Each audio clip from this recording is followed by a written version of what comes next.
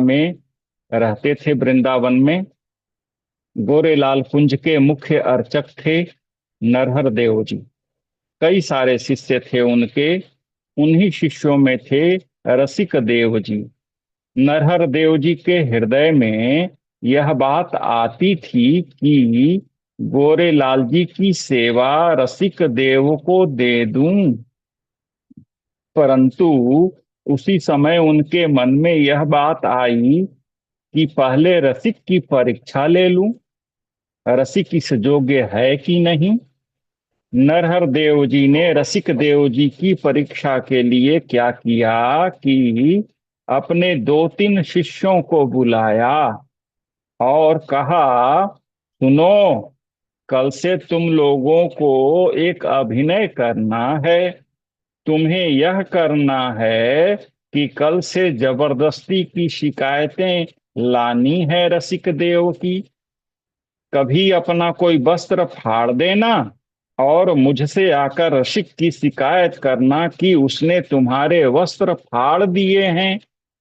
कभी कोई सामग्री गिरा देना और कह देना कि रसिक ने गिराई है। सभी शिष्यों ने कहा, गुरु जी ऐसा क्यों। नरहर देव जी ने कहा, जैसा हम कह रहे हैं वैसा करो, मुझे परीक्षा लेनी है रसिक की।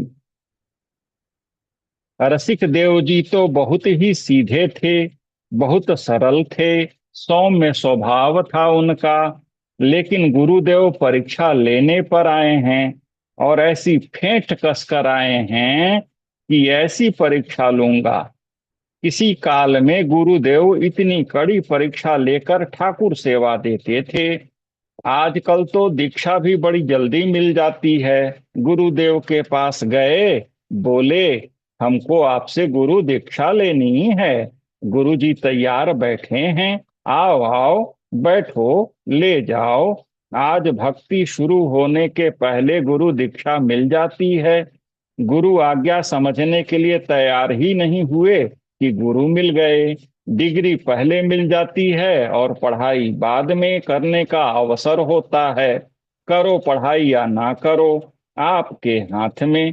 कम से कम गुरु जी पर तो आक्षेप तत्परता से लगा ही सकते हैं। क्यों? क्योंकि हम तो गुरु जी से ऊपर हैं। आज सुबह में नरहर देव जी रसिक रसिक देव जी साथ बैठे हैं। तभी एक शिष्य आया, नरहर देव जी से शिकायत किया, गुरुदेव, आज रसिक देव जी ने मेरे कपड़े फाड़ डाले हैं। रसिक देव जी ने कहा, भैया, मैंने आपके वस्त्र कब फाड़े। शिष्य ने जोर से कहा, झूठ मत बोलो, तुमने ही फाड़ा है। तुमने जोर से मेरे वस्त्र खींचे थे, फलतः फट गया। गुरुदेव देख लीजिए, इनको समझा लीजिए। लेकिन रसिक देव जी का स्वभाव ऐसा था कि उन्होंने दोनों हाथ जोड़ लिए, कहा, हो सकता है मैंने किया हो, लेकिन मैं भूल गया हूँ। गुरुदेव क्षमा कर दें, अब मैं नहीं करूंगा। नरहर देव जी रसिक देव जी की परीक्षा भी ले रहे हैं और अपने शिष्यों से कह रहे हैं, रसिक की सहनशीलता तो देखो। अपनी बातों को सत्य साबित करने के लिए हम ठाकुर जी तक की कसम खा लेते हैं। हमारी आपकी उसकी कसम तक तो ठीक है, पर ठाकुर जी की कसम कभी नहीं। कारण, हमारे जब तक के भजन नाम जप तथा अन्य कर्मों के फल होंगे, बात सच्ची भी हो, फिर भी ठाकुर जी की कसम खाते ही वे पुण्य नष्ट हो जाते हैं। हम जान भी नहीं पाते कि हमने कितना बड़ा अपराध कर दिया है। क्यों? क्योंकि ठाकुर जी थोड़े ही आएंगे बताने के लिए। दूसरे दिन फिर किसी शिष्य ने आकर शिकायत कर दी। तीसरे दिन फिर किसी शिष्य ने गुरुदेव से शिकायत कर दी। किया नहीं है कुछ भी रसिक देव जी ने, पर सहनशील सरल सौम्य रसिक जी हाथ जोड़कर माफी मांगते हैं। अब रसिक देव जी को खुद ही लगने लगा कि मुझ में अपराध है। इस प्रकार नित्य प्रति उन पर आरोप लगने लगे तब एक दिन नरहर देव जी ने रसिक देव जी से कहा, अय रसिक, इधर आओ, तुम्हारी बहुत शिकायत आ रही है मेरे पास। सुनो रसिक, अब अगर एक भी शिकायत आई मेरे पास तो मुझे कठोर निर्णय लेना पड़ेगा। रसिक देव जी हाथ जोड़कर भरे गले से गुरुदेव से बोले, कोई गलती नहीं करूंगा गुरुदेव, कुछ भी नहीं। अब रसिक देव जी कुछ नहीं करते, सुबह स्नान करते हैं, एक कोने में खड़े रहते हैं, हृदय में सोचते हैं, अब मैं कुछ नहीं करूंगा, मुझसे कब अपराध हो जाता है मैं जान भी नहीं पाता। आज उन्होंने कुछ नहीं किया, सारा दिन एक कोने में खड़े रहे, लेकिन आज भी गुरुदेव के पास शिकायत पहुंच गई कि देखिए रसिक देव ने मेरा उपरना मिट्टी में फेंक दिया है। अब गुरुदेव ताम्रवर्ण, आंखें लाल, मुख लाल, बोले, रसिक, जो तुम्हारी शिकायत, रोज तुम्हारी शिकायत आती है, तू अब एक काम कर, आश्रम से निकल जा। यह सुनकर रसिक देव जी रोने लगे, हाथ पैर कांप रहे हैं उनके। बोले, गुरुदेव, मैंने अपराध किया है, उसका दंड मुझे आश्रम में ही दे दीजिए, पर मुझे दूर न कीजिए। मैं आपके बिना आपसे दूर नहीं रह पाऊंगा। एक बार प्रिया प्रियतम के दर्शन मुझे नहीं मिले स्वीकार है, पर मेरे गुरुदेव मुझे न दिखें यह मुझे सहन नहीं होगा भगवान। गुरुदेव ने कहा, रसिक सुन, अभी के अभी आश्रम छोड़ के चला जा, हमारी आज्ञा मान, अभी जा, चला जा। रसिक देव जी ने कहा, गुरुदेव, आपको दूसरी बार कहना नहीं पड़ेगा, मैं जाता हूँ, अभी चला जाता हूँ। रसिक देव जी के सभी गुरु भाई अंदर ही अंदर रो रहे हैं, क्योंकि वे सभी जानते हैं रसिक देव जी ने कुछ किया नहीं है, यह तो गुरुदेव करवा रहे हैं। रसिक देव जी ने हाथ जोड़कर सभी से क्षमा मांगी, कहा, सभी गुरु भाई मुझे क्षमा कर देना। रसिक देव जी ने गुरु जी के चरण रज को सर से लगाया, कुछ रज को अपनी पोटली में रखा, गुरुदेव को साष्टांग किया, गोरेलाल जी को प्रणाम किया, आश्रम को प्रणाम किया, फिर बाहर निकल गए। रसिक देव जी आश्रम से निकलकर यमुना तट पर गए, वहां जाकर हृदय पर हाथ रखकर इतना रोए कि पत्थर भी पिघल जाए। एक दिन, दो दिन, तीन दिन बीत गए, भोजन भी नहीं किया, रोते रहे, यहाँ तक कि जल भी ग्रहण नहीं किया। रसिक देव जी की ख्याति बहुत थी, उनको वैष्णवों की भीड़ घेरे रहती थी, वे लोग उनको प्रसाद पवाते थे, उनके वस्त्र धो देते थे, उनकी सेवा कर देते थे। पर रसिक देव जी व्याकुल पड़े रहते थे, रोते रोते कहते थे, मेरे गुरुदेव ने मुझे दूर कर दिया, मैं किसी काबिल नहीं, अपराध ही करता रहता हूँ। नजरों से गिराना ना, नजरों से गिराना ना, बस चाहे जितनी सजा देना, नजरों से जो गिर जाए, नजरों से जो गिर जाए, मुश्किल ही संभल पाए। राधे तेरे चरणों की,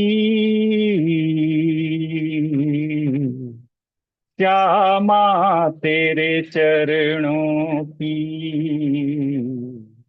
गर धूल जो मिल जाए, सच कहता हूँ राधे, सच कहता हूँ राधे,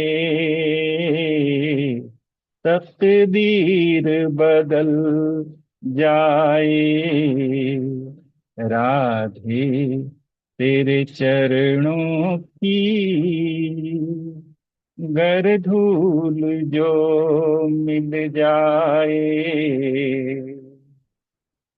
ये तो वही समझ सकता है जब कोई आपसे प्रेम करने वाला, अत्यंत प्रेम करने वाला आपसे नजर फेर ले।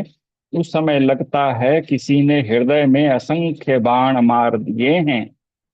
रसिक देव जी की निष्ठा प्रिया प्रियतम में है, पर जितनी निष्ठा प्रिया प्रियतम में है उससे कई गुना ज्यादा अपने गुरुदेव में है। और गुरुदेव अपनी नजरों से उन्हें दूर कर दें, और वह भी तब जब रसिक देव जी की कोई गलती नहीं है, कोई अपराध उन्होंने नहीं किया।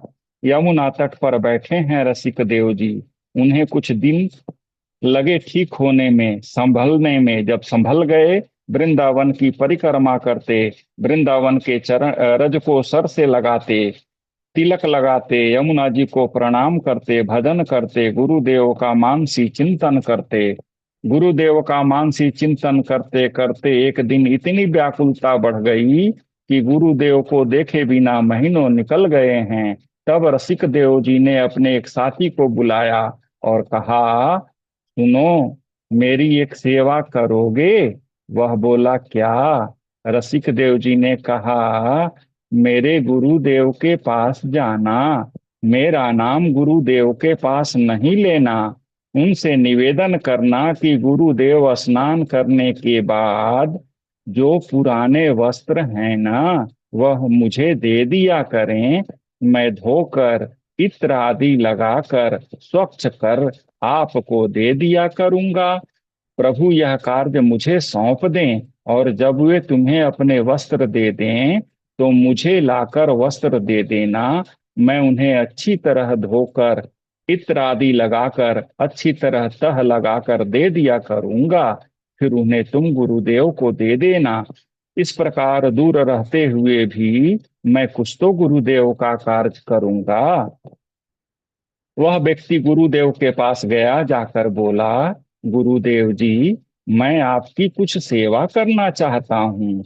गुरुदेव ने पूछा, क्या सेवा करना चाहते हो?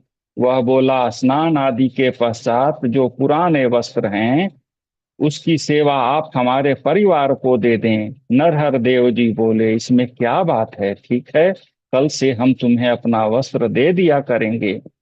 अब वह व्यक्ति नित्य प्रति आश्रम जाता, गुरुदेव के कपड़े लेता और लाकर रसिक देव जी को दे देता। रसिक देव जी गुरु जी के कपड़ों को दोनों हाथों से लेते, पहले उन वस्त्रों को प्रणाम करते, फिर माथे से लगाते, फिर वस्त्रों की सुगंधी लेते, उनका वंदन करते, उनसे लिपट लिपट कर रो लेते, मेरे गुरुदेव के वस्त्र हैं। फिर उसके बाद सुंदर जल से उन वस्त्रों को स्वच्छ करते, फिर सुखाते। यही रसिक देव जी की सेवा, नाम जप और वस्त्र धोना। गुरुदेव के दो वस्त्र हैं, ऊपर का कुर्ता, नीचे की धोती। इन्हें ही जुगल सरकार मान लेते और मन प्राण से इनकी आराधना करते। वस्त्रों में बढ़िया इत्र लगाकर तह करके भिजवा देते। नरहर देव जी को इन वस्त्रों को पहनने के बाद बड़ा सुख मिलता। उनका भजन में और सुख बढ़ने लगा। वस्त्र धारण करते ही उनका भाव प्रिया प्रियतम में बढ़ने लगा। जब अपना भाव प्रिया प्रियतम में और बढ़ता देखा नरहर देव जी ने, तब सोचने लगे, इतना भाव प्रिया प्रियतम के लिए इतने सालों में नहीं हुआ, लेकिन जब से यह वस्त्र धोकर लाने लगा तब से मेरा भाव, मेरा प्रेम ठाकुर जी में इतना बढ़ गया, इतना अटूट हो गया। गुरुदेव ने एक दिन उसे बुलाया, बोले, इधर आ। पूछा गुरुदेव ने, वस्त्र तू ही धोता है? उसने कहा, जी गुरुदेव। गुरुदेव ने कहा, सच सच बता, अगर तूने सच नहीं बताया तो मैं श्राप तो नहीं दूंगा, लेकिन अगर गुरुदेव के सामने झूठ बोलेगा तो तेरा भजन नष्ट हो जाएगा, तू पाप का भागीदार हो जाएगा। वह डर गया, बोला, गुरुदेव, मैं नहीं धोता हूँ, मेरी धृष्टता क्षमा करें, क्षमा करें प्रभु।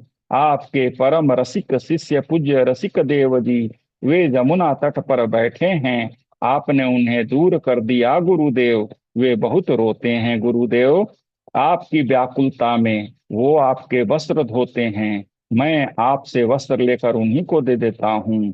आपके जुगल वस्त्रों को जुगल सरकार मानकर पूजा करते हैं, सेवा करते हैं, इत्र लगाते हैं, धोते हैं, सुखाते हैं, फिर भेजते हैं।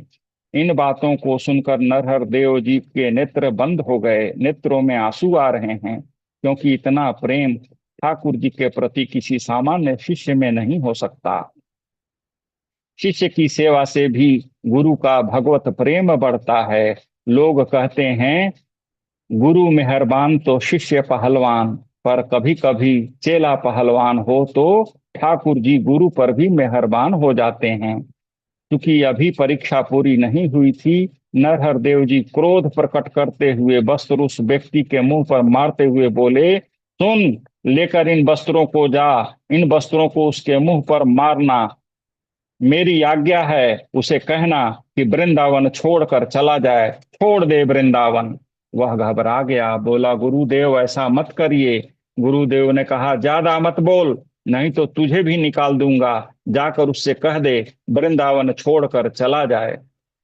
परीक्षा की पराकाष्ठा। यहाँ यह बात साबित होता है कि बिना परीक्षा के प्रेम लक्षण चित्त में प्रकट होगा नहीं। हमारी मन स्थिति ऐसी है कि हम परीक्षाओं से बचते हैं, डरते हैं, भागते हैं। जब ब्रह्म ने माया संसार बसाया तो उसके अंश हैं हम, रक्षा तो वह करेगा ही। क्या ब्रह्म और उसकी माया दो हैं? क्या मशीन और उसका पुर्जा दो है? वह यंत्र, हम यंत्री। वह व्यक्ति आज रोता हुआ रसिक देव जी के पास चला। रसिक देव जी गुरुदेव के कपड़ों का इंतजार ही कर रहे थे। थोड़ी देर हो गई थी जानकर खुद ही आधे रास्ते चले गए थे। इसे देखते ही रसिक देव जी भी दौड़कर उसके पास पहुंचे, बोले आज कितनी देर कर दी, खाली हाथ आए, वस्त्र क्यों नहीं लाए गुरुदेव के।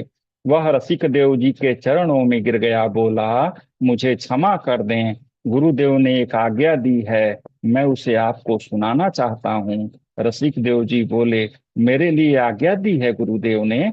बोला हाँ। रसिक देव जी बोले क्या आज्ञा है? वह बोला गुरुदेव कह रहे हैं कि आप वृंदावन छोड़कर चले जाओ। उन्हें पता चल गया है कि आप सेवा कर रहे हैं वस्त्रों की, इसीलिए गुरुदेव ने आज्ञा दी है आप वृंदावन छोड़कर चले जाएं। यह सुनते ही रसिक देव जी के नेत्र सजल हो गए। वे विचार कर रहे हैं कि उन्होंने ऐसा अपराध क्या किया है कि गुरुदेव ने आश्रम से निकाल दिया और वृंदावन से भी दूर रहने को कह रहे हैं। गुरुदेव के अलावा मेरा अपना वृंदावन ही तो था। ये लता, ये पेड़, ये पौधे, यमुना जी और वृंदावन की रज, इनमें ही मेरा प्राण बसता था। अब इससे दूर कैसे जाऊं? लेकिन गुरु की आज्ञा है। जो थोड़ी बहुत उनकी सामग्री थी उसे कंधे पर लाद कर श्री रसिक देव जी वृंदावन छोड़ दिए। अब रसिक देव जी मथुरा में रहने लगे, कम से कम ब्रज में तो हूं, यही भाव था। अब फिर वही बात, महीनों लगे दुख संताप से निकलने में। अब जब रसिक देव जी थोड़े ठीक हुए, व्यवस्थित हुए, गुरुदेव की याद आने लगी। दर्शन कर नहीं सकता, वस्त्र छू नहीं सकता, कैसे क्या करूं। लोग बाग आते थे रसिक देव जी से मिलने, दान दक्षिणा चढ़ाते थे। रसिक देव जी सब दक्षिणा को इकट्ठा कर लेते थे। पहले तो लेते ही नहीं थे, अब सब इकट्ठा करके एक महीने में जितना जमा हो जाए फिर किसी सेठ को बुलाते। मथुरा के सेठ से कहते वृंदावन में गोरे लाल कुंज है ना, वहां जाना, और वहां जाकर वहां के श्री महाराज को अपनी तरफ से, मेरा नाम मत लेना, निवेदित कर देना, कहना ठाकुर जी की सेवा के लिए है कुछ दक्षिणा। सेठ गया, सेठ जाकर खूब सारा धन उसने नरहर देव जी के आगे रख दिया। कहा ठाकुर जी की सेवा के लिए, उत्सव के लिए थोड़ी राशि है, महाराज जी से स्वीकार करें। महाराज जी बोले अरे वाह, बहुत बढ़िया, आप चलो, ठाकुर जी का खूब बढ़िया उत्सव करेंगे। नरहर देव जी ने धन ले लिया, धन लेकर ठाकुर जी का खूब बढ़िया उत्सव किया। उत्सव हुआ वृंदावन में, और विश्राम घाट मथुरा में नाच रहे थे रसिक देव जी। मन में यही था, आज ठाकुर जी का अच्छा सुंदर उत्सव हो रहा है, कैसे भी गुरुदेव सेवा स्वीकार तो कर रहे हैं। रसिक देव जी अब बड़ी चाहत से जो जितना दक्षिणा देता उसे बड़े चाव से इकट्ठा करते, फिर उस सेठ को बुलाते और कहते इस महीने की सेवा ले जाओ, गुरुदेव को दे आओ। 2-3 बार सेवा आ गई वृंदावन। चौथी बार सेवा लेकर जब नरहर देव जी के पास सेठ जी पहुंचे, गुरुदेव ने कहा, दानवीर नहीं बन रहा है ये, महीने भर की सारी कमाई लाकर यह चरणों में अर्पित कर देता है। यह सेठ इतना बड़ा दानी, इसके चित्त में इतना बड़ा दान कहाँ से आ गया? सेठ लोग तो साल में एक बार दान करते हैं और 10 साल गाते हैं, यह सेठ हर महीने आ जाता है लेकर। नरहर देव जी ने सेठ को इशारा किया, इधर आओ सेठ। कहा, यह धन तुम्हारा है? सेठ ने कहा, जी गुरुदेव। गुरुदेव ने उस सेठ को भी सौगंध दे दिया। कहा, तेरा नाश हो जाएगा अगर तू झूठ बोला तो। मुझसे झूठ बोलने की सोचना भी मत, सत्य बता, यह धन किसका है? सेठ घबरा गया, बोला, आपके शिष्य रसिक देव जी, वे मथुरा में हैं। महीने में जितना चढ़ावा आता है सब इकट्ठा करके मेरे पास भिजवा देते हैं। नरहर देव जी का चेहरा ताम्र वर्ण हो गया, लाल आंखें हो गईं उनकी। उठाकर सारा धन फेंक दिया सेठ के ऊपर। लेकर जाओ इसे, जाकर उसके मुंह पर मारना। उसको आश्रम से निकाल दिया, वृंदावन से निकाल दिया, फिर भी पीछा करता है, कुछ न कुछ करके भेजता रहता है सामग्री। क्या दिखाना चाहता है? और उसको आज्ञा देना, अगर वह गुरु के प्रति निष्ठा रखता है तो ब्रज छोड़ दे, चला जाए वह। सेठ जी वापस गए, चरणों में वह धन सामग्री अर्पित कर दिए। बोले, गुरुदेव बहुत नाराज हो गए, आज उन्हें पता चल गया कि आप सेवा भेजते हैं। उन्होंने आज्ञा की है, सूर्यास्त होने के पहले पहले आप ब्रज छोड़ दें। रसिक देव जी ने जब यह सुना, व्याकुलता की सारी पराकाष्ठा पार कर गए, तुरंत ही ब्रज छोड़कर निकल पड़े। रसिक देव ब्रज छोड़कर अपने गांव बुंदेलखंड के पास मध्य प्रदेश में पहुंच गए, वहीं रहने लगे।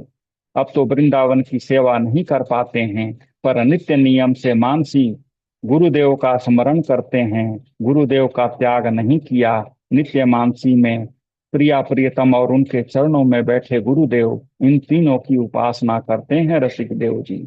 अब तो बरसों बीत गए, वृंदावन देखा नहीं है रसिक देव जी ने। कुछ वर्ष बाद श्री नरहर देव जी बुंदेलखंड यात्रा पर गए। जैसे ही बुंदेलखंड यात्रा पर गए, सारा बुंदेलखंड का वैष्णव समाज इकट्ठा हो गया, खूब स्वागत किया। इतने बड़े रसिक संत आए हैं वृंदावन से।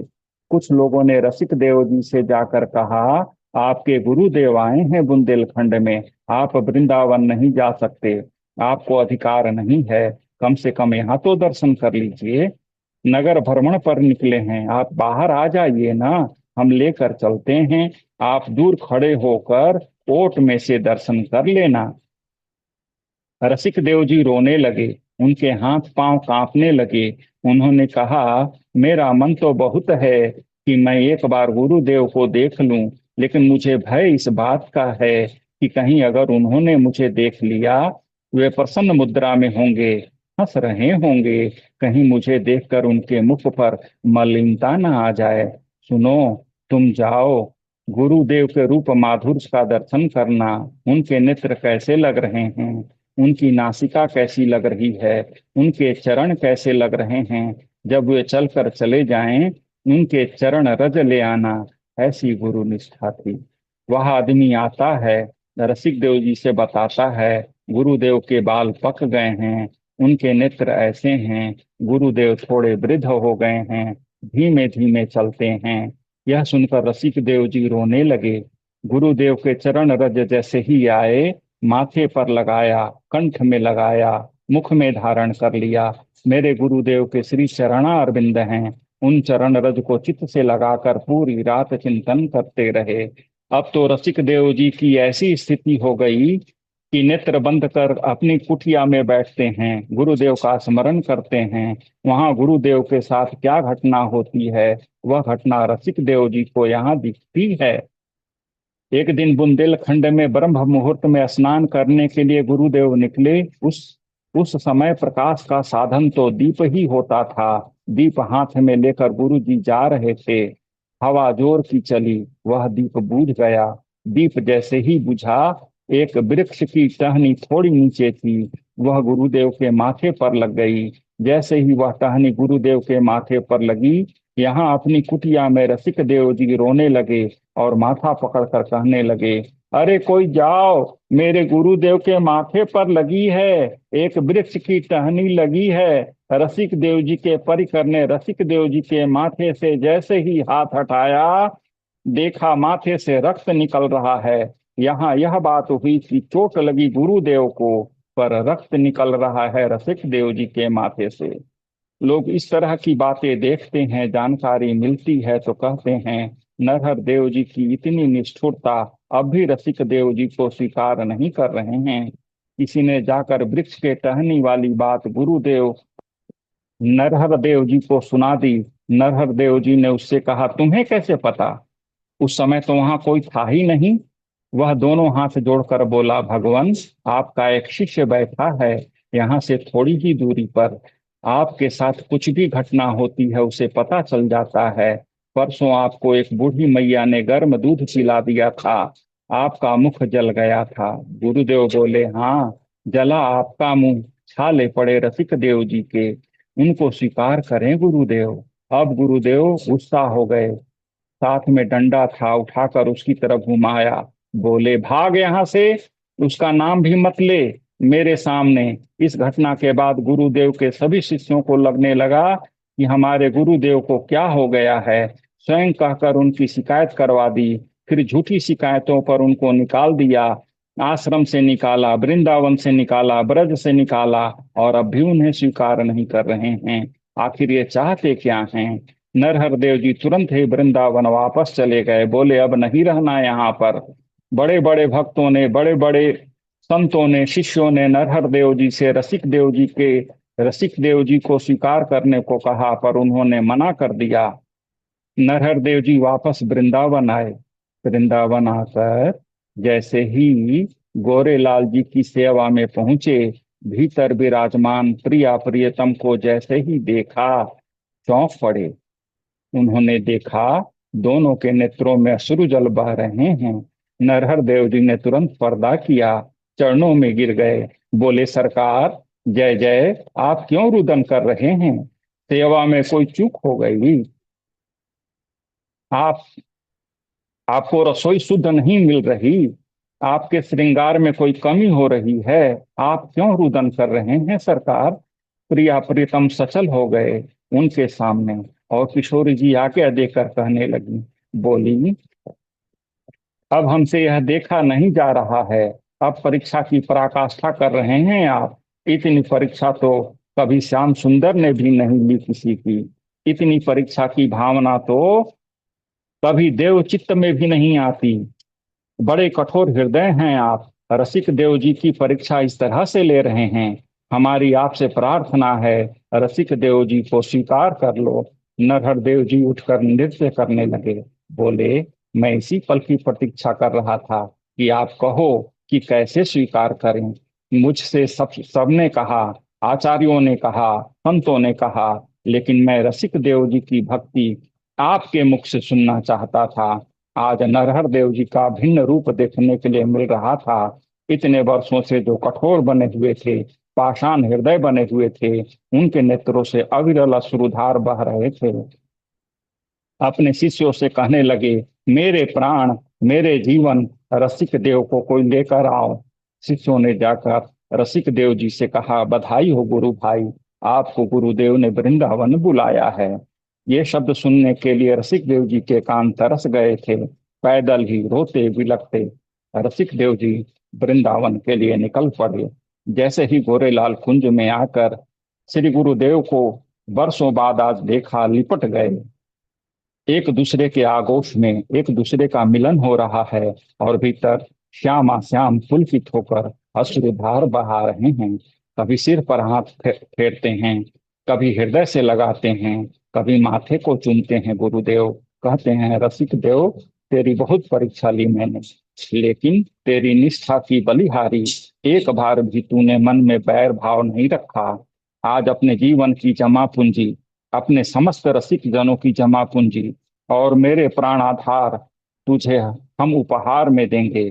और रसिक देव जी का हाथ पकड़कर श्री गोरेलाल जी के चरणों में समर्पित कर दिया। बार बार बोल रहे थे, मैंने तुझे वृंदावन से निकाला, पर बुलाया है प्रिय प्रिया और प्रियतम ने, यही तेरे सर्वस्व हैं, यही तेरे सर्वस्व हैं।